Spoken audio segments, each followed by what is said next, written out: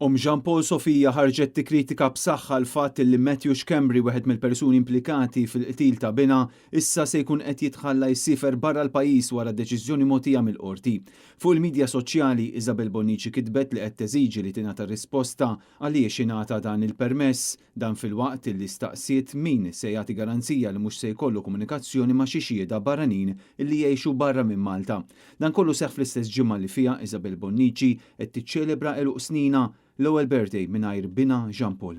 Kienet il-qorti kriminali f'rikorsi li sar permezz tal-avukati tiegħu Franco De Bono u Artur Azzopardi illi laqgħet it-talba ta' Matthew Schembri biex ikun jista' jħalli Malta bejn il-11 u 18 ta' Settembru. Meta nhar it-tlieta li għadda l-qorti tal-Maġistrati kienet qed tisma' l-każ ta' Schembri li jinsab mixli li qabbad żewġ Albaniżi biex jaggredixxu lill-eks kunjatu tiegħu waqt li kien jogging f'Taslima, id-difiża infurmat lill maġistrat Viktor Għaxaq li bejn nhar it-tnejn li ġej u tnejn ta' wara Schembri mhux se jkun f'pożizzjoni li attendi għal seduta minħabba illi nagħta l-permess minn qorti oħra biex isiefer. Il-Maġistrat Għaxaq ried illi jara kopja tar-rikors mill-quħ biex ikun ċert illi ingħatat tali deċiżjoni u wara aċċerta ruħu illi dan kien il-każ. Schembri qed jiffaċċja akkużi separati brabta mill-involviment tiegħu bħala kuntrattur tal-bini f'Kordin illi ġġarra f'Diċembru tal-2022 fejn inħasdet il-ħajja taż-żagħżugħ Jean Paul Sofia u kien għalhekk il-jum il-vittma iddeskriviet bħala inaċċettabbli d-deċiżjoni illi hu jitħalla jħalli l-pajjiż.